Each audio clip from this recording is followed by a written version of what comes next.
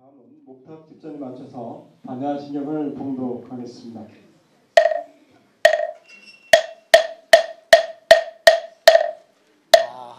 반야 바라밀다 신경과 한자대보살 행신 반야 바라밀다 조변온 대공도 일체도 핵사이자 색불이 공공불이 색즉시공 공즉시 색수상인지 역부여시 사이자 시제법 공상 불생불멸 불구부정 부증불감시고 공증무생 무수상행신 무아니 비설시의 무색성양민촉 무한계내지 무의식계 무무명령 무무명진내지 무노사형 무노사진 무고진멸도 무지영 무득이 무소득고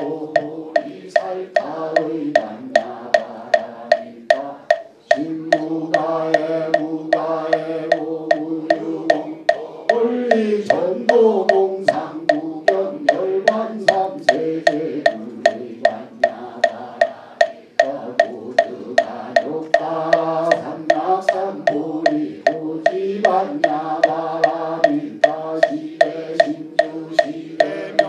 시고 상조 시고 등등조 등제일체고 진실무로 고설반야 바라밀다 주득설 유월아제 아제 바라제 바라승아제 모제 사바제 아제 바라제 바라승아제 모제 사바 아제 아제 바라제 바라승아제 모제 사바.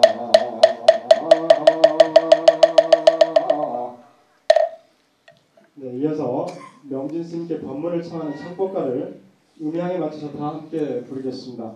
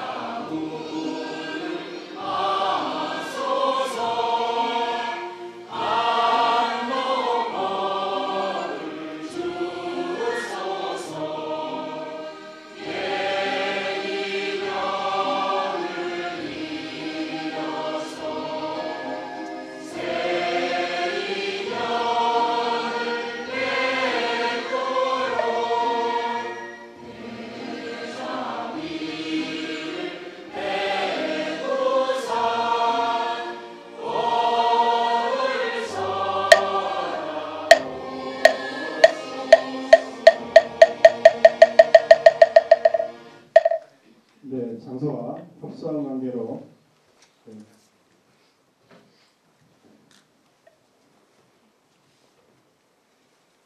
서신 채로 스님께 삼배를 올리겠습니다.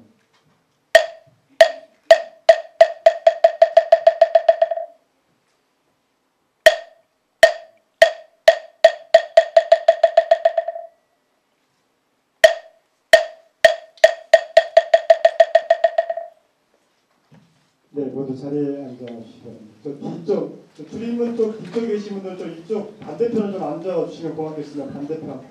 나중에 오신 분들 좀 편하게. 네.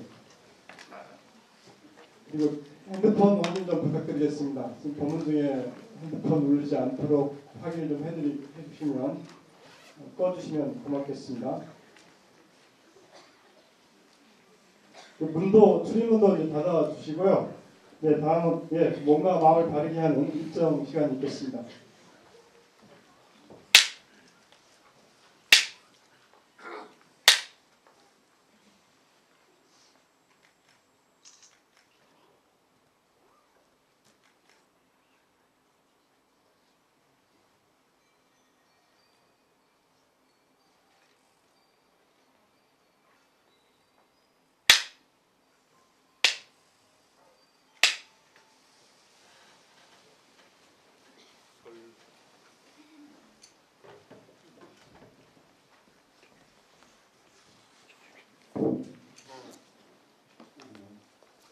설들 잘 쓰셨습니까? 건강한 모습으로 여러분들 이렇게 다시 또 뵙게 돼서 저도 아주 기분이 좋습니다. 그저 금요일 날 지방에 있다고 왔습니다. 모처럼 올라오다가 보니까 이제 서울에 있지 않았기 때문에 주변의 분들, 새벽 오신다는 분들도 있고 그래서 차 타고 올라오면서 전화를 많이 받고 그랬습니다. 또 중간에 잠깐 세워놓고 전화도 걸고 그랬는데 강원도에서 서울까지 오면서 계속 전화 받고 뭐 이렇게 하다가 보니까 횡성 휴게소에서 잠깐 쉬어야지 되는데 한대표 지나갔어요. 또 지나가다가 문막에서 좀 쉬어야지 하는데 거기 지나갔어요. 여주에서 쉬려고 그랬는데 거기 그냥 지나가고 결국은 이천 휴게소까지 그냥 차를 타고 계속 왔습니다. 근데 그동안에 내가 벌써 여주를 지나갔는데 또 뭐야 여기 문막도 지나가 버렸는데 이렇게 그냥 지나온 거예요. 전화는 물론 여기다 귀에 꽂고는 전화를 했겠죠. 이제 들고는 안 했겠죠. 그러면은 나는 분명히 서울을 가기 위해서 운전이라는 게 잘못하면 사고가 날 수도 있고 뭐 집중을 해야지 되는데 전혀 그리고 제가 조금 과속을 합니다. 조금이 아니고 많이요. 네, 그러니까 그렇게 운전을 하고 오면서 서울에 올라가서 무슨 이런 계획 저런 계획 누굴 만나고 이런 다 하면서 했는데 결국은 이천 휴게소까지 온 거예요. 운전을 어떻게 하고 왔는지 이렇게 기억이 오시는 겁니다. 그래서 제가 크게 느낀 게 사람이 두 가지를 하는구나. 전화도 하면서 운전도 하고 머릿속으로는 가진 생각을 다 하면서 운전을 하는 거예요. 그러면은 우리가 그동안에 제가 여러 차례 얘기했던 기도든지 참선이든지 아니면 여러분들이 갖고 해서 집중해서 이루고자 하는 그 생각을 왜 평소에는 그렇게 못할까? 지금 여러분들이 법문을 들으면서도 마음속으로는 다른 생각들이 부지기서 왔다 갔다 하거든요. 그 왔다 갔다 하는 마음을 잡아낼 수가 없을까? 관세음보살이면 관세음보살의 연물에 그럼 나는 누구인가 하는 그런 묻는 물음에 집중해서 잡아내면서 다른 행동을 할 수가 있지 않느냐. 우리 공부의 비밀은 여기에 있다고 합니다. 그렇게 되면 그게 동정일여가 되는 거예요. 동정간에 이루어지는 겁니다. 내가 움직이거나 뭘 하거나 밥을 먹거나 설거지를 하거나 운전을 하거나 항상 내 마음속 한자락에는 나는 누군가에 대한 그런 물음이 끊어지지 않는 사람, 이런 사람을 진실한 수행자라고 부르는 거죠. 공부의 방법입니다. 그러니까 항상 습관을 들여야지 된다. 항상 나는 누군가를 묻는, 아니면 연구를 하는 분들은 관세음보살이 항상 명호든지 상호든지 간에 내 마음속에서 떠나지 않도록 집중해서 몰입해 들어가는 것. 그러다 보면 어느 날 갑자기 하면서 손바닥을 치면서 본인 스스로가 개안, 눈이 열려서 이런 거구나 하는 그런 환희심을 느끼는, 뭐 이 자리에는 신부님도 계시고 교회 다니시는 분도 계신 걸로 압니다. 하나님에 대해서, 성경 구절에 대해서 그렇게 몰입해서 집중해서 생각을 할 때 여러분들이 원하는 하나님의 세계에 들 수가 있는 것이고 살아있으면서 천국의 세계를 들어갈 수가 있는 그런 공부가 되는 겁니다. 적당히 그냥 우물쭈물 하다가 말다가 이랬다 저랬다 귀찮으면 안 하고 이렇게 해서는 어떠한 일도 우리는 성공할 수가 없습니다. 완전히 지성이면 감천이라고 합니다. 지극한 정성이면 하늘도 감동을 한다.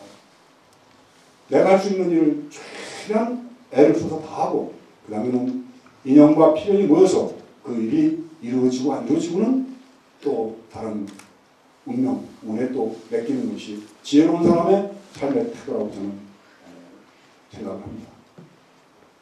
단지불에도 어떤 분들은 그러더라고요.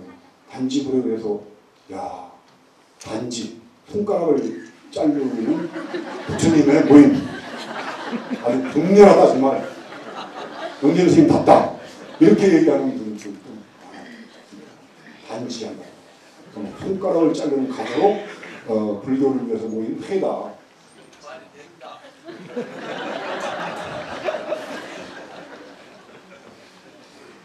근데 물론 그 말뜻도 아주 대단히 참 의미가 있지만 실제로는 다만 아는가 알지 못함. 소크라테스 나는 너희들에게 많은 말을 했지만 지금 돌이켜놓고 보니까 아는 게 하나도 없다. 오직 하나 아는 게 있다면 내가 나를 모른다. 이게 소크라테스를 세계 4대 성인의 반열에 올려놓는 간단 명료하면서도 우주의 진리를 한꺼번에 머금는 한 번입니다. 내가 나를 모른다는 사실을 나는 오직 하나만 알고 있다. 그게 다만 아는가 알지 못하면 다만 아는가 네가 널 모른다는 사실을 똑같은 얘기입니다. 그러니까 여러분들은 지금 앉아서 이 법회 석상에 앉아있는 여러분들 지금은 소크라테스의 철학적 깊이와 사이와 또 성찰을 함께하고 있는 소크라테스급의 신도들인 겁니다. 단지불에요. 소크라테스급의 신도들은 4대 성인 반열에 들기 때문에 예수 그리스도나 부처님이나 공자나 똑같은 반열에 있는 게 여러분들인 겁니다. 지금 이 자리에서. 그러다가 갑자기 이제 또 뭐 집에 법회 끝나면 무슨 뭘 딴 생각하고 이러면 그때는 여러분들이 중생의 마음으로 돌아오지만 나는 누구인가를 묻는 그 순간은 소크라테스하고 똑같은 동급인 거예요. 그래서 중생이 부처이고 부처가 중생입니다. 중생 없이 부처가 있을 수가 없고 부처 없는 중생이 또 어디 있는가. 이게 불교의 핵심입니다. 여러분들 마음속에 구름이 끼고 이런저런 잡생각이 나면은 그냥 그대로 번뇌심이고 그 번뇌심이 사라져서 알 수 없는 구름 하나만 딱 남아서 화공같이 텅 비어진 그런 상태를 유지하면 여러분들은 그 자리가 바로 부처님입니다. 나를 누군가를 하루에 10분을 물으면 10분 동안 부처님이고 1시간을 물으면 1시간 동안 부처님인 거예요. 텅 비어진 자리. 자유로운 자리. 완전히 자유로운 자리. 그 자리 가는 건 그렇게 어렵지 않다. 운전할 때 제가 강원도에서 올라오면서 운전할 때 전화하고 별 생각 다 하면서도 운전을 했듯이 여러분들이 일상적 삶을 살면서도 나는 누구인가는 걸 항상 끝없이 마음속에 되뇌이면서 살아가는 사람. 그런 분은 청복을 안 입고 머리를 기르고 세속에서 결혼해서 수사식을 거리고 아웅다웅 싸우면서 살아가도 그런 분은 수행자인 겁니다. 머리를 깎고 청격, 망격, 기분 누비를 입고 여비를 걸치고 거룩한 자리에 앉아가지고 거룩한 얘기를 하더라도 마음속에 그런 물음의 가치가 없다면 그 사람은 속임만도 못한 사람입니다. 왜 속임만도 못하냐면 남의 밥을 여러분들이 낸 시주를 먹으면서 제 역할을 못하기 때문에 여러분들이 노력해서 돈을 벌어서 먹고 사는데 출가한 스님들은 여러분들이 갖다 주는 돈을 먹고 삽니다. 그러면서 제대로 된 중노릇을 못하기 때문에 여러분들은 훨씬 못한 아주 천박스러운 그런 중생이 됩니다. 이렇게 도를 한 생각 한 생각 챙겨서 닦아나가기 위해서는 사회가 맑고 투명해야지 됩니다. 지저분하고 사회가 부정부패가 난무하고 이런 세상에서는 그런 그 도심을 길러내기가 아주 어려워요. 그래서 이 맑은 사회를 만들기 위해서 많은 사람들이 노력도 하고 또 그런 사람들을 길이 이렇게 기리면서 우리의 그 사표로 적기도 합니다. 1460년에서 70년 그 즈음에 성종 1년입니다. 이약동이라고 그러는 조선시대 문신이 있었습니다. 이약동. 조선시대 청백리의 상징 같은 분이죠. 황희정승도 있고 여러분이 있지만 이약동이라는 분은 제주 목사로 발령을 받아서, 그러니까 도지사죠. 발령을 받아서 제주도의 목사로 부임을 합니다. 부임하자마자 제주 백성들의 민원을 다 해결해주고 관리가 함부로 한패를 못 부리게 하고 아전들이 백성들을 착취하거나 함부로 할 경우는 아전들에게 엄하게 흥벌을 내려서 정말 백성들이 훌륭한 존경받는 그러한 그 목사님이 맞다고 칭송이 자자했어요. 제주 목사 임기가 끝나고 이제 한양으로 돌아오게 됐는데 입던 옷부터 사용하던 물건 바늘끝 하나라도 이 관아의 물건을 손대서는 안 된다고 해서 다 내려놓고 이제 서울을 향해서 출발하려고 소문을 나섭니다. 소문을 나서서 오다 보니까 평소에 말을 타고 다닐 때 쓰던 채찍이 보니까 이게 본인 채찍이 아니에요. 이게 제주도 관아의 채찍이에요. 그래서 그걸 성문 앞에다가 걸어놓고 배를 타고 한양을 향해서 나오는데 부임자들이 그 채찍을 보면서 너무 아름다운 정말 청백리다운 그러한 그 상징이라는 그런 느낌이 드니까 계속 그 말채찍을 성문 앞에 걸어놨습니다. 목사가 몇 대가 다녀가고 몇 대가 다녀가고 10년, 20년이 흐르고 난 다음에 그 채찍이 이제 썩었어요. 썩어서 더 이상 흔적이 없으니까 제주도 백성들이 옆에 바위에다가 성문 옆에 바위에다가 그 채찍 모양을 돌로 점으로 파가지고 새겨놓습니다. 그래서 그 바위의 이름이 괴편암, 걸괴자, 가죽편자, 바위암자에서 채찍을 걸어놓은 바위다. 이렇게 그 제주 목사 이약동 목사의 청렴함을 기리는 상징으로 지금도 530여 년이 지났지만 제주도의 노인들에는 그런 그 미담이 주고받는 그런 얘기거리가 되고 있습니다. 그리고 이분이 배를 타고 한양을 향해서 가기 위해서 배를 타고 이제 나오는데 갑자기 큰 풍랑이 일어나는 거예요. 풍랑이. 그럼 배가 엎어질 정도 풍랑이 일어나는데 이 약동 목사는 아주 편하게 앉아있어요. 그래도 이 풍랑이 그치질 않으니까는 내가 제주도에 부임을 해가지고 백성들을 위해서 온 힘을 다했고 한 번도 부정한 짓을 하지 않았고 부패한 짓이 없는데 어찌 파도가 이렇게 일어난단 말이냐. 그리고 우리 일행 중에 혹시라도 제주도에서 부정하거나 불의한 물건을 갖고 온 사람이 있으면 빨리 나오도록 해라. 그러니까 그 시자로 제주 목사를 시봉하던 비서관이죠. 비서관이 사실은 목사님이 떠나시는 걸 보면서 기념으로 갑옷을 줘서 갑옷을 하나 갖고 나온 게 있습니다. 그러니까 목사님이 내가 그렇게 일렀건을 갑옷을 그렇게 갖고 나오면 당장 바닷속에다 집어넣도록 하야. 그래서 갑옷을 바다에다 집어넣습니다. 그 바다에다 집어넣은 그 자리를 투갑연, 갑옷을 집어넣은 자리라고 해서 투갑연이라고 이렇게 이름 지었습니다. 그 근처를. 그러니까 드르르 풍랑이 가라앉으면서 바다가 고요해졌다는 이런 얘기입니다. 조선왕조 시대 아주 청백리의 상징입니다. 이런 분을 원하진 않습니다. 이런 분을. 그러나 고위 공직자가 되기 위한 일정한 부분의 도덕성이 요구돼야지 되는 것도 불구하고 아마 지금 시대같이 이렇게 도덕이 무너진 사회 물론 저부터도 마찬가지입니다. 여기 앉은 분들도 마찬가지입니다. 다 이 무너진 도덕을 어떻게 회복할 것인가가 대한민국과 전 가장 큰 문제라고 생각합니다. 그 무너진 도덕 정말 더 이상 회복할 수 없을 정도로 참담한 도덕 경제가 무너지는 것은 다시 살릴 수가 있지만 우리 가슴속에 지켜야 될 도덕과 룰과 또 지켜야 될 예의 범절이 무너진 세상, 이건 아비 지옥과 똑같습니다.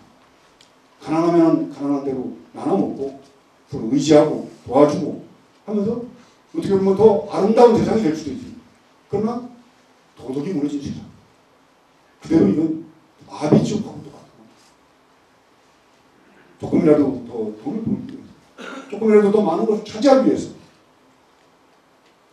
대한민국같이 땅이 좁고 인구 밀도가 높은 나라에서 땅으로서 이익을 보기 위해서 투기든지 투자를 한 사람은 고위공직자에 올라가서는 안 됩니다. 일반적인 서민들 삶에서는 인간의 욕망이라는 것이 때로는 더 많은 것을 갖고 또 살다가 돈 좀 생겼으니까 이거를 나중에 애들한테 줘야지 하면서 아파트 두 채, 아들 둘이니까 두 채 상관해서 집이 3개일 수도 있습니다. 그러나 그런 것을 벗어나서 어디에가 개발할 때니까 미리 그 정보를 얻어서 땅을 사갔다가 부당한 불로소득이죠. 이익을 취한다. 공무원의 지위를 이용해서 어디에 투자했다가 그 이익을 챙긴다. 이렇게 된다면 고위공직자가 결국은 투기꾼이 되는 거죠. 국민들이 뭐를 보고 그 사람을 존경하고 뭘 나라를 위해서, 정말 국가가 위급한 상황에 이르렀을 때 나라를 위해서 정말 전쟁터로 뛰어나갈 그런 애국심이 생기겠다는 거죠. 국가 전체가 부패한 국가가 된다는 거죠. 고위공직자들이 전부 본인부터 아들들이 병역 면제를 받아. 누가 군대를 가겠습니까? 누가 3년 동안 군대 가서 국방의 의무를 지키겠다고 합니다. 일반 사람의 이 4대 의무, 납세 의무, 병역 의무, 교육의 의무, 근로의 의무, 저희들이 배울 때는 이렇게 4대 의무를 배웠습니다. 지금 고위공직자의 4대 의무, 세금 포탈의 의무가 있습니다. 병역 기피 의무가 있습니다. 논문 표절의 의무가 있습니다. 그리고 부동산 투기를 해서 노동하지 않고 불로소득을 얻어야 될 불로소득의 의무가 있습니다. 이게 고위공직자 의무가 되어버렸습니다. 대한민국이. 저는 MB 정권 5년 동안 제 나름대로는 다른 말하고도 신뢰하게 됩니다. 여러 가지 불이익을 당하면서도, 그리고 박근혜 당선인이 당선되면서 그래도 좀 안 낫겠다. 또 좀 나을 겁니다. 잘하길 바랍니다. 왜냐하면 대통령이 잘해서 존경받는, 정말 많은 사람들로부터 믿음받는 그런 대통령이 돼야지만이 나라가 행복해지는 거예요. 백성이. MB 시대는 저는 처음부터 저 사람은 사기꾼이니까 정말 저는 안 된다. 그래서 당선인 시절부터 허언, 필망, 거짓말하다 망할 사람이다. 2달 있다가 오렴치, 파렴치, 토함무치, 삼치 정권이다. 그리고 좀 있다가 남대문 시장에서 빈대떡 장사하는, 무슨 말을 그렇게 잘 뒤집냐. 그리고 불교방송 인터뷰하면서 아침 뉴스 시간에 정과 14범짜리 정과자가 대통령이 된 부끄러운 나라. 상상할 수 있는, 제가 생각나는 이 비아무림은 다 하면서 비판했습니다. 그때 여러분들 속상한 분들도 있고, 스님이 왜 이렇게 정치적 발언을 하나, 이런 분들도 있지만, 지금 돌이켜놓고 보면은 제가 우려했던 도덕이 무너진 세상, 공직에 오르려는 사람이 부동산 투기 아니면 위장전입은 이제 그냥 옵션입니다.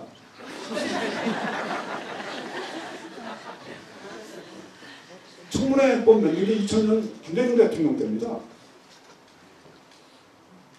그리고 나서 바로 얼마 있다가 장상우, 장제환, 또 부총리 이현재 다 위장전입으로 떨어집니다.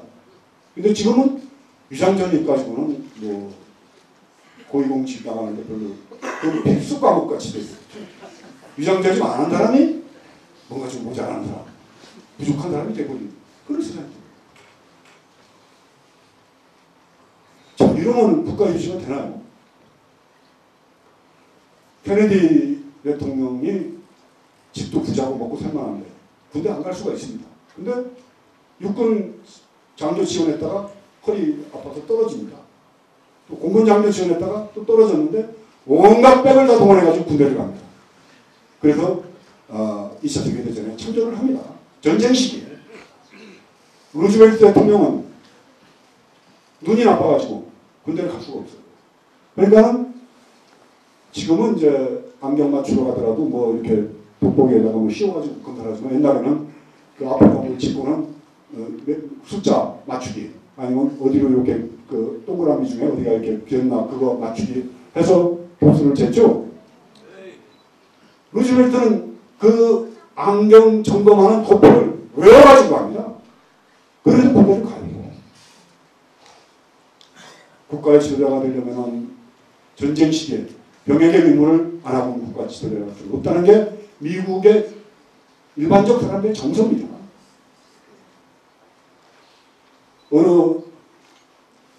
미국의 어느 국회의원 출마자는, 우리 이제 상원의원 출마자는 젊은 시절에 비디오 가게에서 야동이 있죠. 야동 몇 번 빌려다 본 흔적이 나와가지고 상원의원 출마를 포기를 합니다. 젊은 시절에 야동 빌려본 거 가지고 문제를 삼아가지고 상원의원직 출마를 못해요. 이렇게 엄격하게 공직 나가고자 하는 사람에 대해서는 검증을 미리 해가지고 국회에 나와서는 이제 그 사람의 정책과 그 사람이 앞으로 어떻게 국가 운영을 하게 되는가를 검증을 하는 겁니다. 신상 털기를 미리 다 해서 아예 우리나라의 공직에 올라올 정도에 되는 사람들은 청문회 자체에 나올 수가 없습니다. 그게 선진국입니다.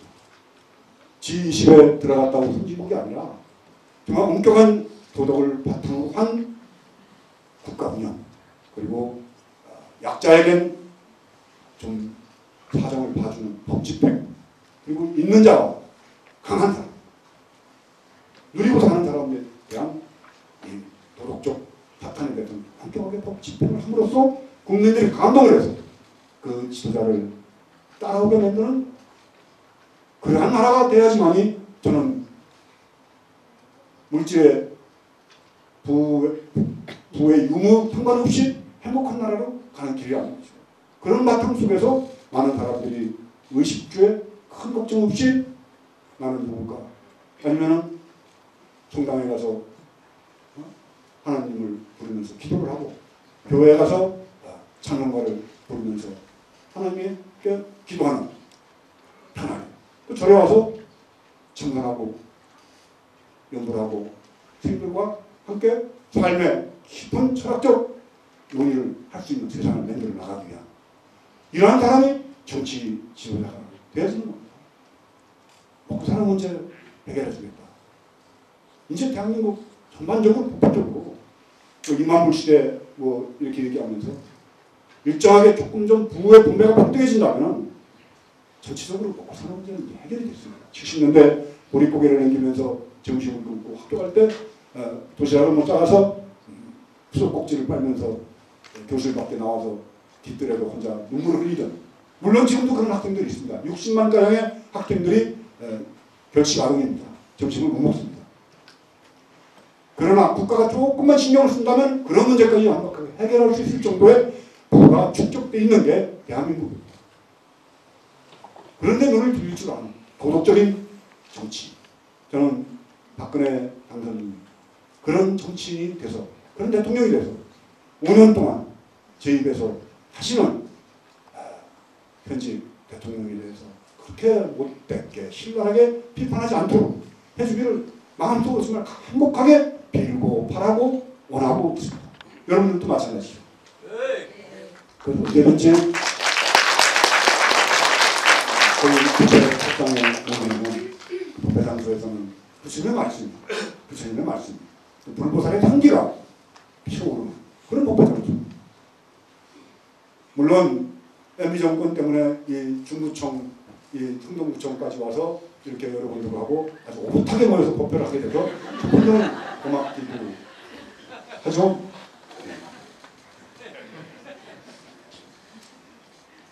그런 나라로 가기 위해서 여러분들 또 저도 요새 매일 고민하는데 어떻게 하면 이 무너진 도덕을, 이 무너진 양심을 다시 살려서 부끄러워할 줄 알고 창피한 줄 알고 아유 이건 창피해서 뭐 얼굴을 못 들겠네 이런 세상이 될까?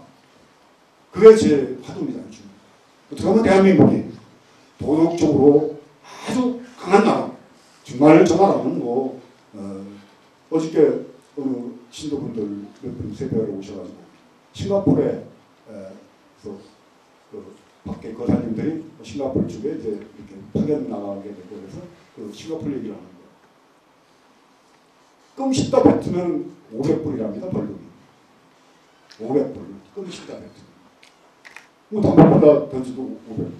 하여튼 엄청나게 벌금이 많고 엄격해가지고 좀 엘리트들 지식인들은 거기에 거부도 하고 제한도 하면서 떠나는 사람도 있더라 이렇게 얘기하는데 저는 그런 엄격한 법 집행이 서민들을 위해서가 아니라 사회 지도청의 인사들한테 적용이 되는 그런 나라 고위공직자한테 적용되는 지금 제가 얼마 전에 페이스북에 그런 말을 올렸습니다.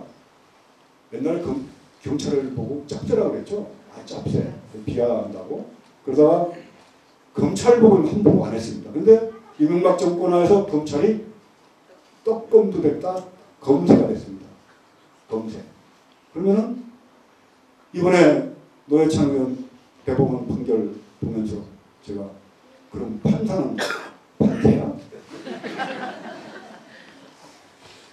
또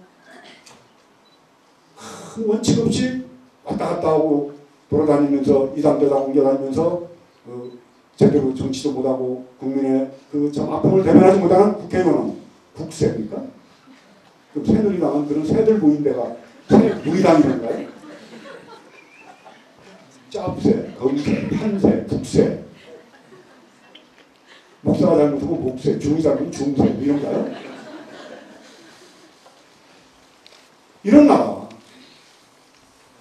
참 존경받는 도덕적으로 존경받는 사람이 헌법재판관, 대법관, 대통령, 감사원장, 경찰청장 이래야 되는 겁니다.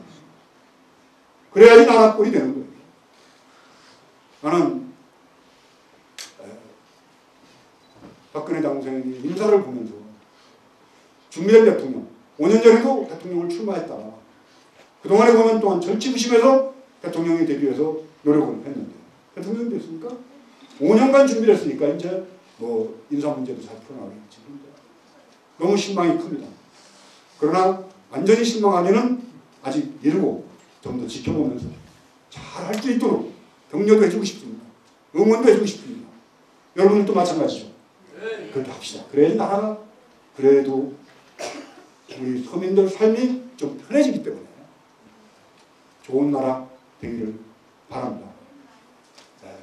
오늘 본문은 이렇게 나를 성찰하며 나를 돌이켜보는 거의 화두 참선은 자동차 운전할 때 운전하면서도 전화도 받고 뭣도 하면서도 운전하듯이 자동차 운전하듯이 여러분들은 항상 마음속에 나는 누구인가 하는 물음이 끊어지지 않도록 애쓰면서 하루하루를 살아가는 그런 생활을 한다면 그 하루하루가 매일 좋은 하루, 창조적인 하루 이런 하루가 될 거라는 걸로 이렇게 매듭을 짓고요.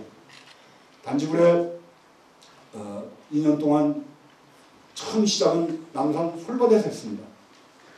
솔밭법회를 시작했습니다.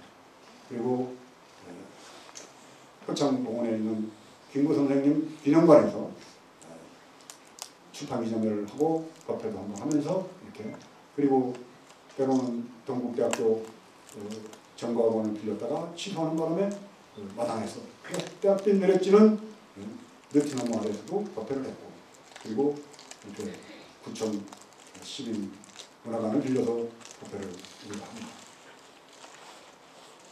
다시 한번 말씀드리자면은 저는 이제 제가자가 중심되는 한국 불교의 새로운 모습이 나타나지 않는 한은 정말 이러다가 부처님 법이 이 땅에서 왜곡되고 잘못되고 부처님의 법이 천대받는 그러한 그 시대가 오지 않나 하는 걱정이 아주 심각합니다. 그래서 부처님 당시 때도 제가 불자들이 부처님을 모시고 부처님 법문을 듣기 위해서 중림정사를 짓고 기림정사를 짓습니다. 스님들이 부처님의 제자들이 돈 갖고 와, 불사할 거야 이렇게 해서 불사를 한 경우는 없습니다. 제가 분들이 신심 있는 제가 불자들이 그 당시엔 장자라고 했습니다. 경제적인 여유도 있고 사회적 지위가 있는 그런 분들이 부처님을 모시고 좋은 법문을 들어야겠다. 그래서 숲속에서 정진하던 그 수행자들을 다 모으고 해서 수행하도록 만들었던 것이 중림정사하고 기림정사 그렇습니다. 2년간 제가 이렇게 법회를 하고 또 단지불에 사무실을 운영하면서 지내왔습니다. 그래서 일단은 이제 사무실 중심의 단지불에는 일기는 여기서 이제 이렇게 한번 딱 매듭을 짓고 2기는 여러 신도님들이 대표를 뽑고 중심이 돼서 저를 법회에 초청하십시오. 그러면은 10명이 모이든지 20명이 모이든지 일단 한 달에 한 번씩은 제가 법회를 해드리도록 그렇게 약속을 하겠습니다. 장소는 어디라도 좋습니다. 만약에 빌리지 못하면 느티나무도 좋습니다. 한강 시민공원도 좋습니다. 모여서 우리가 정진하는 법, 공부하다가 일어나는 변화에 대해서 여러분들이 물으면 제가 그동안에 살아온 경험과 수행한 그러한 그 세월 속에 제가 이렇게 조금이라도 여러분들한테 알려드릴 게 있다면 가감없이 굵직하게 다 터놓고 탁마하면서 공부하는 도반으로 여러분들과 함께 같이 하고 싶습니다. 그래서 단지의 일기출범은 사무실 중심이 아니라 이제 그야말로 제가 불자 여러분들이 십시일반으로 뜻을 모아서 조그만 공간을 마련해도 좋습니다. 마련이 안 되면은 남산 비닐 몇 개 깔고 앉아가지고 우리가 한 달에 한 번씩 만나서 법회, 공식을 쉬어도 하고 모여 앉아서 토론을 해도 되고 앉아서 정진 천당을 해도 되고 이러한 과정으로 가도록 그렇게 계획을 세웠고 지난번 동암사 대승과학 때 제가 각 차에 올라가서 그렇게 말씀을 드렸습니다. 여러분들 그 뜻에 동참해 주시길 바랍니다. 박수 한번 주십시오.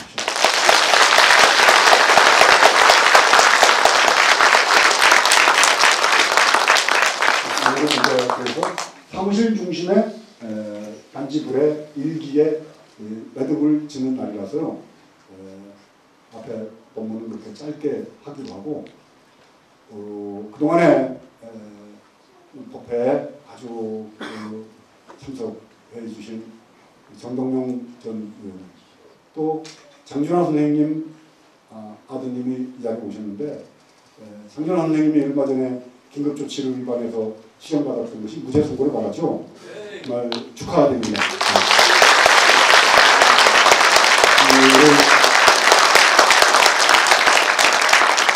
이런 계기로 해서 장준하 선생님을 민족의 지도자였고 사상가였고 또한 훌륭가였고 우리를 보면 참지 못했던 의로운 의인이었던 장준하 선생님의 그 돌아가신 원인도 아마 밝혀지는 계기가 되리라고 생각됩니다. 그래서 오늘은 이제 장준하 선생님의 아드님이신 장홍원 선생님도 나오셔서 인사도 좀 하시고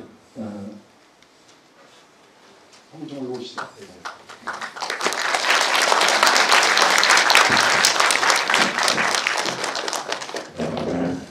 마이크.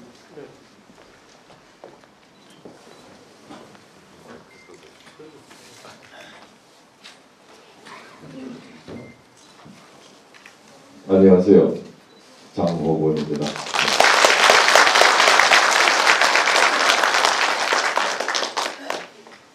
저는 작년 8월 달부터 명진 스님을 이제 뵙게 됐고 매달 법회를 이렇게 참석하면서 그간 평생을 마음속에 담고 있던 이 한이라는 것을 한 반 정도 내려놓게 됐습니다.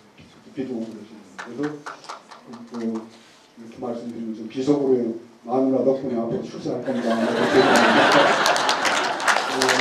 진정 그리고 또 정말 장롱이라든가 한질이라든가 이렇게 어렵고 힘든 자기의 항상 남의 눈에 이렇게 띄지 않아도 참석해서 위로해주고 하면서 당신의 정치적 꿈을 키워가고 있는 정동영 전 의원님 나오셨습니다.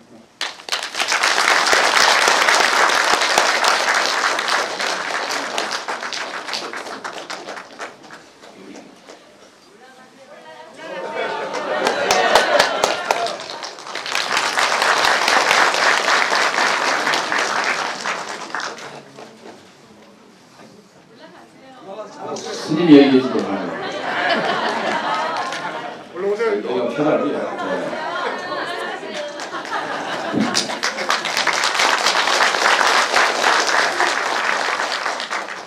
세상에 어떤 법당보다 불보살 향기가 있는 법당이 여기다 저는 이렇게 생각이 되네요.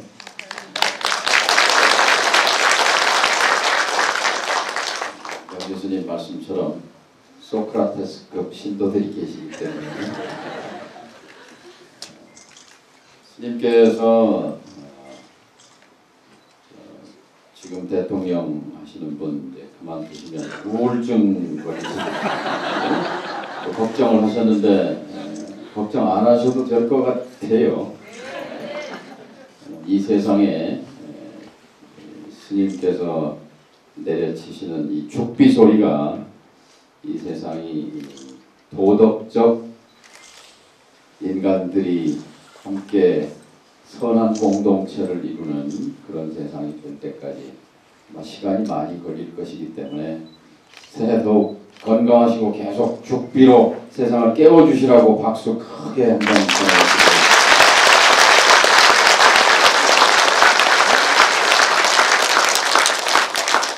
장호건 선생님 말씀처럼 저도 달에 한 번 이렇게 월악산 또 서울에 훌륭한 법당, 제가 법당에 와서 말씀 듣고 힘을 얻습니다. 위로를 받습니다. 그리고 여기가 바로 희망의 근거구나. 이렇게 선한 분들이 많이 계시고 또 명진 스님의 불제자들이 계신 이 자리가 바로 우리가 소망하는 내일의 원천이다 이렇게 생각합니다. 이기 단지 불회가 지금보다 더 강하고 크게 발전했으면 좋겠습니다. 함께 하겠습니다. 감사합니다.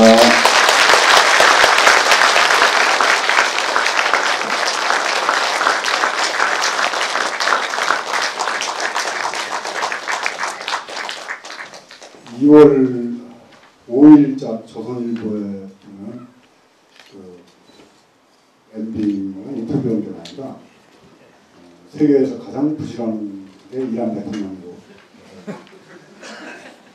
2월 15일 날은 또 동아일보고 인터뷰하면서 수백 년을 범당에 이렇게 알려지지 않았던 대한민국을 세계 중심에 우뚝 세운 대통령이다. 완전 깔때기를 대요. 그게 면박 깔때기라고 그래가지고 제가 페이스북에다 올렸습니다. 올려놓고는 가슴에는 훈장을, 국민에겐 염장을, 정의와 양심은 매장을, 이빠른 정치는 영장을 내가 환장하겠다. 이렇게. 아니, 조선천지 깔때기란 말은 처음에 정봉주 전 의원이 만들었지만 제가 봉사에서 얼마나 깔때기를 들이댔습니까? 근데 이 깔때기란 말을 유행시킨 게 사실은 정봉주 의원이거든요. 잘난 체하고 얼굴 이런 괜찮고 다 누굽니까? 허경환 있죠? 백환에 나오는 허경환 스타일 인물 좋고 빠르고 그래서 어떻게 저하고는 감옥 가기 전에 인연이 돼가지고 제가 면회도 몇 차례 가고 또 어머님이 복신한 또 불자예요. 집안에 가보면 전부 뭐 달마, 뭐 어느 절에서 뭐 스님들이 줬는가 다 그렇게 걸어놓고 108배를 6시인데 쉬질 않고 지금도 수영장에 가시면은 자유형이나 뭐 평형이 아니고 버터플라이 저병으로 수영을 하시고 뭐 이러는 그러니까 아들하고 어머니하고 똑같아요 보면. 정봉주 의원이 오늘 법회에 참석해서 그동안에 저에게 받은 많은 은혜와 고마움을 정말 적나라하게 이렇게 표현하고자 급히 이렇게 뛰어오신 것 같습니다. 사실은 11시라고 알려드렸는데 시간을 전부 알려드렸죠. 시간 꼭 지키고 하는 아주 앞으로 우리나라 정치사에 또 한 획을 그을 수 있는 정말 뛰어난 그런 순발력과 그 순발력이 어디서 나오냐면은 마음이 비워져야지만이 내가 말씀 계속 드렸죠. 내가 정봉주 의원을 가만히 보고 있으면은 지금이라도 이혼을 시켜서 죽을 만들면 우리 분조가 살아날 것 같다는 느낌이 많이 들 정도로 탁월한 그 순발력과 또 정의감도 있고 특징도 있고 또 주먹도 탐주먹이에요. 문물을 배우 같은 정봉주 박사님.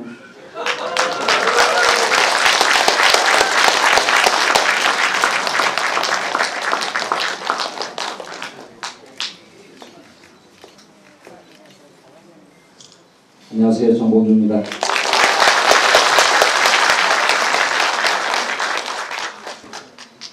우리 편끼리 이렇게 모여있으면 별로 힘이 안 됩니다.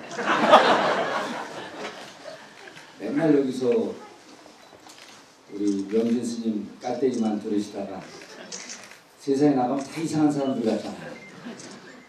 그런데 처음부터는 안 그러셨을 것 같아요. 처음에는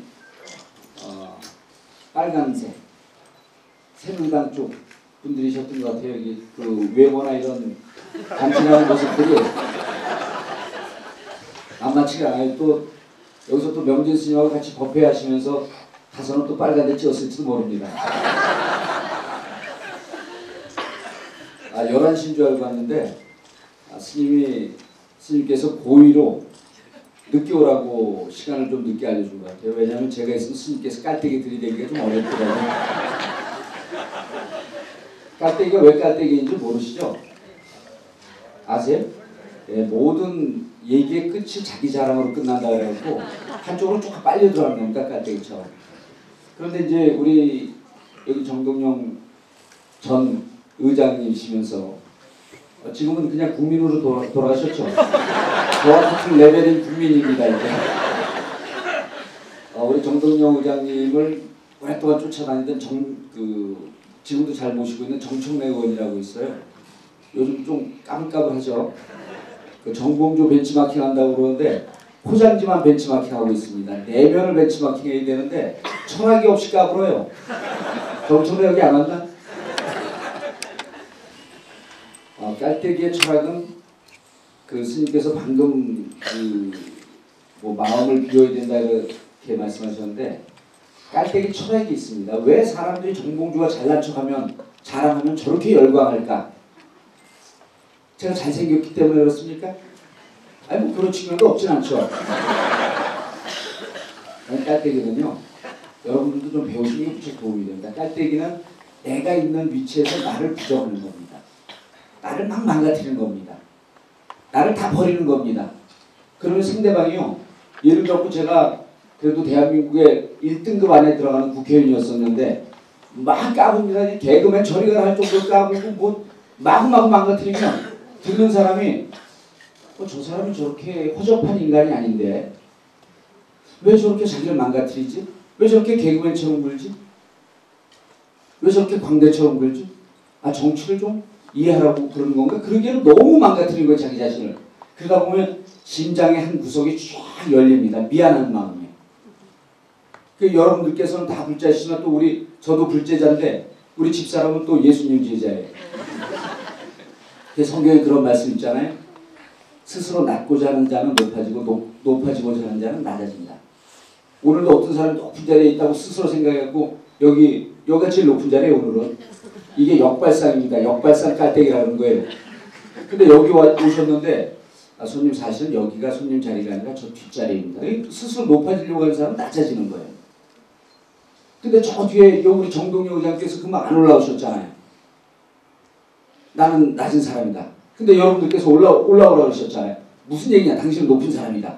그 예수님의 실천 사람을 그대로 보여주신 거예요. 어마어마한 분이에요.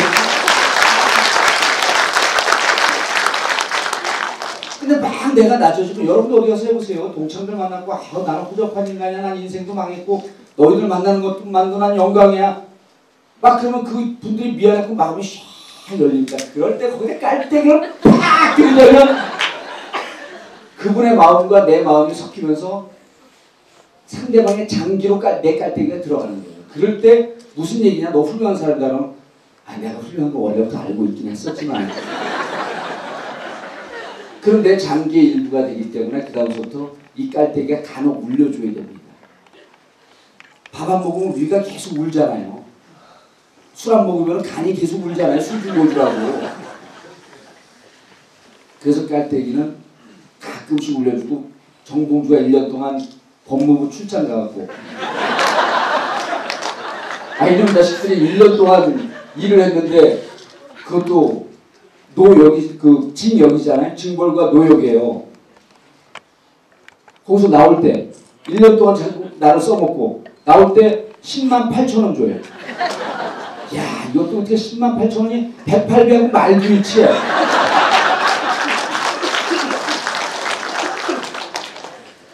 그런데 깔때기가 그리우니까 1년 동안 사람이 안 잊고 있는 거예요.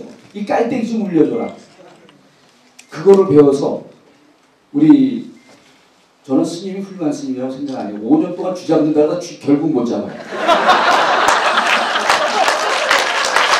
완전 잡으셔야 될 거 아니야. 그래서 저는 교도소에 쥐가 많아요. 교도소에서 쥐 2마리 잡았습니다. 제가 도소위야.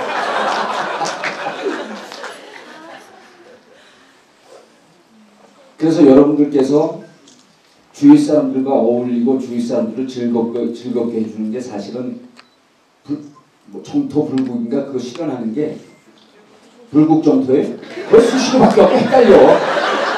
정토불국인지 불국정토.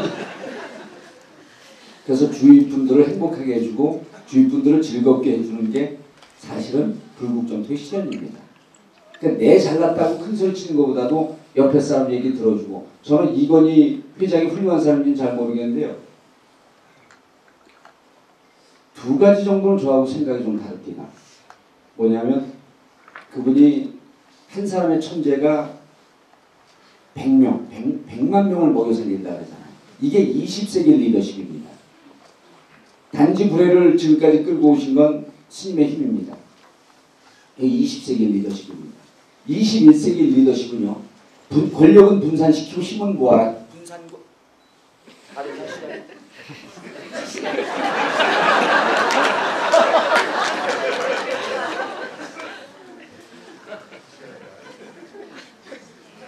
마이크 주세요. 별게 제 인생에 태클을 받았어요. 됐어요, 이거? 보여주세요.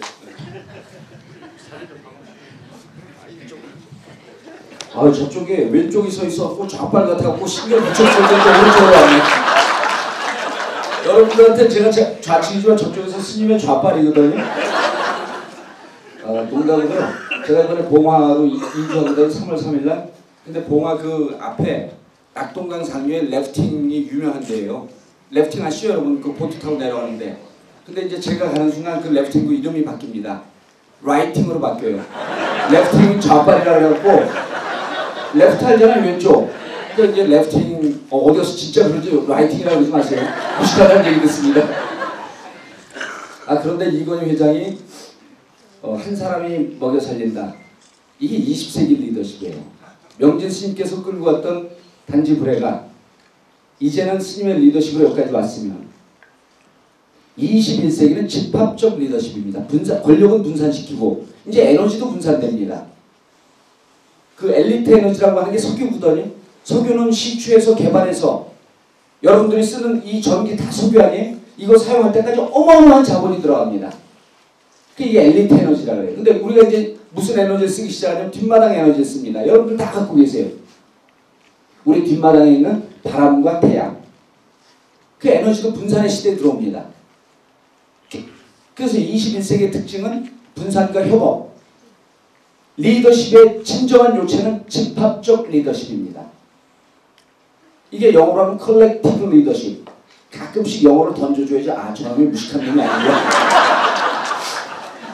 집합적 리더십에서 이제 단지불에는 여러분들께서 진짜 지도자가 돼갖고 이거를 우리 것으로 만들어가는 게 이제 단지불의 이기가 지금까지는 스님께서 인큐베이션 해준 겁니다. 이제는 집합적 리더십으로 진정으로 우리 국민들에게 부처님 자비의 정신이 무엇인지 공감의 정신이 뭔지 배려가 뭔지 이제 여러분들이 알려줘야 될 때입니다. 그래서 저는 더 성공적으로 갈 거라고 봐요. 지금까지는 워밍업입니다.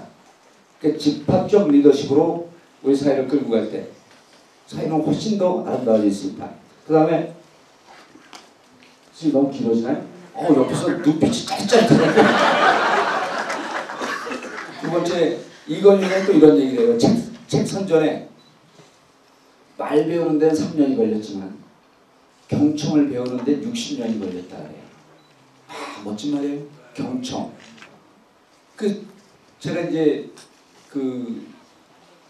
예수님께서 교회 다니셨던 분들 계시죠? 예. 왜 야단치는 거예요? 대답하는 거예요? 사복음서가 있잖아요. 마가, 마태, 누가, 요한. 그래서 마가, 마태, 누가가 같은 복음서예요. 세 복음서가 같고 요한 복음서가 좀 다릅니다. 이게 AD 70년도에 쓰여져요. 근데 그거보다 앞서서 쓰여진 게 AD 50년에 쓰여진 게 발견됐습니다. 마가, 누가, 마태, 요한 복음을 보면요. 예수님 가라사대라는 표현은 하나도 없습니다. 다 제자들이 자기들이 쓴 겁니다. 그러니까 예수님 말씀이 어딘가 있었겠죠. 그 있었던 원전이 발견된 게 1945년도에 도마복음서가 발견됐습니다.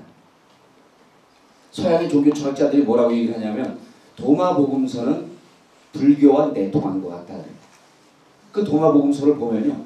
우리나라 기독교에서 그 도마복음서 공부 못하게 합니다. 외경이라고 해서 그러니까 이른바 사입이라고 해서 공부 못하게 해요. 근데 또 사입이만 전문적으로 공부하는 이단아가 있잖아요. 대한민국에. 도울 선생님. 도대체 도울 선생님 집에 가면요.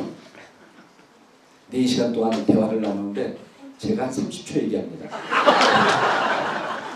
3시간 59분 3시간 아니죠. 그렇죠. 3시간 59분인가요? 59분 30초. 야 수학들 어마어마하게 잘하시네요. 다들 하면 다들 4시간 동안 혼자 얘기하시는데요. 집에 못 오게 막는 사람이 딱 한 분 있어요. 명진 스님 못 오시게 합니다. 명진 스님 오시면 4시간 중에 도울 선생님이 10초 얘기해요. 그거 직원들 다 싫어해요. 도울 선생님을 누르는 세상에 유일한 인간. 죄송합니다. 저는 큰 스님을 보고 인간이라고 했으니 이런 불경이 어디 있습니까? 그런데 그 도마복음서를 해설서를 도울 선생님이 썼어요. 여러분 다른 거 몰라도 도마복음서 공부 좀 읽어볼 필요가 있습니다. 책이 크진 않아요. 아주 얇은 책입니다. 1100페이지. 그런데 그 도마복음서를 보면 141장으로 이루어졌는데 완전히 부처님 말씀하고 똑같습니다. 걔 스스로의 깨달음을 강조하고 그러니까 성경의 핵심은 두 가지. 우리가 그 교회에 빠져갖고 교회 가갖고 막 미쳐 날뛰는 게 두 가지거든요. 부활론. 그 다음 뭐죠? 천국 간다는 영생론. 이 두 가지예요. 이 두 가지 때문에 사람들이 영원히 살 것 같고 부활이라고 하는 기적을 믿는 거거든요. 근데 도마복음서 보면 그런 내용이 하나도 없어요. 그냥 깨달음입니다. 너가 곧 하나님이요, 너가 곧 부처요, 너가 곧 예수요, 너의 깨달음이 곧 너가 신이 되는 길이다 이렇게 얘기합니다. 이 부처님 말씀 아니에요? 근데 거기 도마복음서에 이런 얘기가 있어요. Whoever has ears. 레벨들이 다 석사쯤 돼요. 다 이해합니다. 제 말씀. Whoever has ears. 귀 있는 자들이요. Should hear. 들을지어야. 경청입니다. 그 이건희 회장이 그 책을 보고 깜짝 놀란 게 성경에 나온 거예요. 물론 우리 불경에도 금강교, 법화경 뭐 다 나오는 거죠. 그런데 이건희 회장은 노동자들의 얘기를 듣지 않습니다. 자기는 경청을 해라고 해놓고 자기는 듣지 않아요. 저는 이 두 가지에 대해서 동의할 수 없는데 여러분들께서는 이 두 가지 사상을 몸소 실천할 수 있는 분들이기 때문에 여기 명진 스님과 함께 단지문회까지 온 겁니다. 그래서 이제는 리더십이 집합적 리더십이다. 함께 하는 거다. 그리고 집합적 리더십의 요체는 옆에 있는 사람과 깔때기를 공유하는 것이다. 그 깔때기의 공유라고 하는 것은 공감입니다. 공감. 내 장기가 그쪽으로 가 있고 그쪽 장기가 저에게 왔으면 공감이죠. 그 공감을 실천할 수 있는 요체는 경청입니다.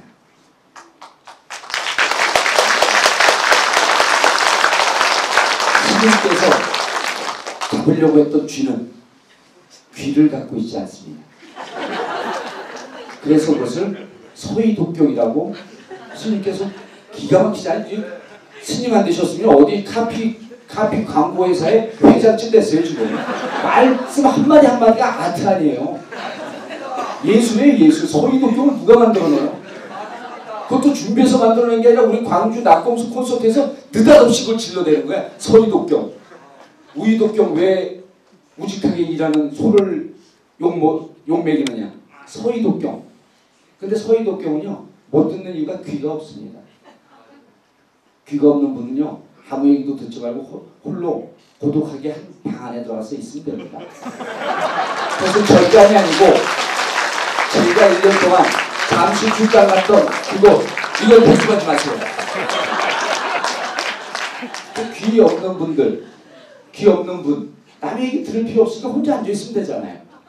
그러나 글 쓸 능력이 있으면 무엇인가 쓰면 될 거고. 얼마 전에 김동철 의원이 대정부 질의에서 우리 각하께서는 교도소 독방에서 참회록을 써야 할 것이다. 그 말 인용한 겁니다. 제가 한 얘기 하나도 없어요. 저 잡아가지 마세요. 여러분 정말 감사합니다. 우리 사회에 여러분들이 계셔서 정의가 있고 여러분들이 계셔서 함께 사는 공감의 사회, 공동체 사회가 이루어질 것이라고 저는 확신하고 이기 단지 불회에 가끔씩 불러주시고 그리고 불러주시면 제가 그 실업자 1년 365일이 주일인 사람입니다. 그래서 올 때 교통비도 없고 돌아갈 때 교통비도 없기 때문에 불러주실 때는 꼭 챙겨주시기 바라겠습니다. 감사합니다.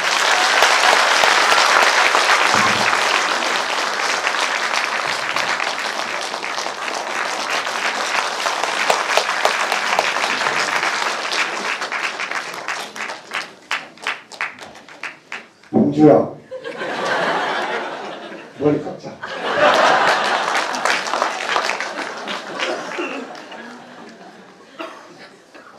저를 능가하죠. 내가 사람 볼 줄 압니다. 인간은 안 됩니다. 다 좋은 도반. 또 5가지 은혜가 있죠. 나라에 대한 은혜, 부모에 대한 은혜, 스승에 대한 은혜. 중에 4번째 뭐가 들어가느냐면 탕마삼성 부무지은이라고 합니다. 그리고 6번째가 시주의 은혜. 이 5가지. 나라에 대한 은혜, 스승에 대한 은혜, 부모에 대한 은혜, 그리고 도반에 대한 은혜, 그 다음에 시주들이 갖다 주는 음식을 먹고 살기 때문에 그게 5종 대연 5가지의 큰 은혜라고 합니다. 여러분들과 저는 도반입니다. 속을 떠나서 머리를 길었느냐 깎았느냐 이건 별로 그렇게 중요하지 않습니다. 머리를 깎고도 좀 죄도 못하고 속에 욕심이 그득 들어앉아 있으면 세속이면 더 못한 것이고 세속이냐 세속에 살라니까 먹고 살라니까 적당하게 욕심도 있어야지 뭐 가족들하고 살아야 되니까 그러면서 한편으로 참 산다는 건 뭘까 어떻게 사는 게 옳은 것일까 정말 어떻게 하면 도덕적인 삶을 살 것인가에 대해서 끝없이 자기 성찰하고 고민하는 사람 그런 분들은 다 함께 도반의 길을 가는 겁니다. 우리 정동영 선생님이나 국민정보부나 또 우리 장호건 선생님이나 다 여러분들과 함께 그럼 기독교냐 불교냐도 상관이 없습니다. 아까 잠깐 정몽주 의원이 거론했던 도마복음서 도마복음서 얘기는 제가 여러 차례 했었죠. 대목 보면 그렇게 나옵니다.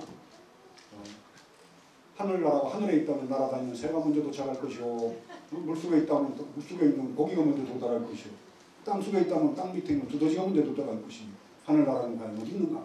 하늘나라는 너희들 마음속에 있느니라. 딱 아주 그렇게 딱 해놨어요. 무슨. 그러니까 그걸 외전이라고 해가지고 교황청 지하실에다 넣어놓고 밖에 누출을 안 시켰습니다. 한참 동안. 이건 불교 내용인데 이게 어떻게 해서 적당하게 네 마음에 있다고 그러면 누가 돈을 내겠어요. 하나님이 하늘에 계시고 거룩한 분이고 그분이 죄를 사해 주시고 그분께서 너희들의 죄를 주기도 하고 이렇게 협박을 해야지 돈이 나오죠. 저같이 얘기해가지고 돈이 안 되는 겁니다. 그러니까 비즈니스로는 불교는 실패하는 정도입니다. 부처님은 자기 후학들 후손들을 위해서 전혀 돈이 안 되는 말씀을 무슨 거야. 갚지 말아라. 기독교는 11조 꼭꼭 내야지 됩니다. 안 내면 정상적인 기독교인으로 안 보기 때문에. 근데 불교는 다 버려라, 갖지 마라, 털어라, 비워라. 우리 뭐 먹고 살아요? 걱정이요. 오늘 법회 너무 좋죠?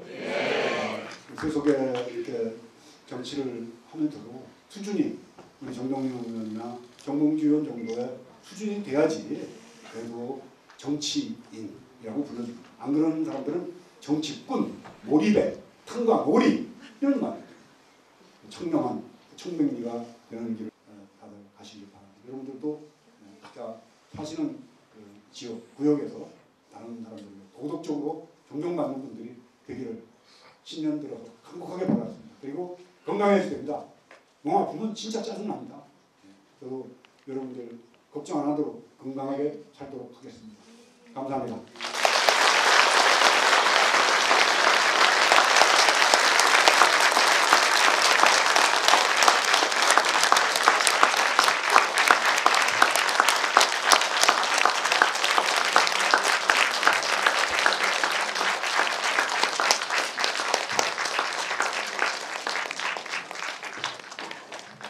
네, 오늘은 여러분 말씀 같이 들으셨는데 다시 한번 스님께 큰 박수 보내주시기 바랍니다.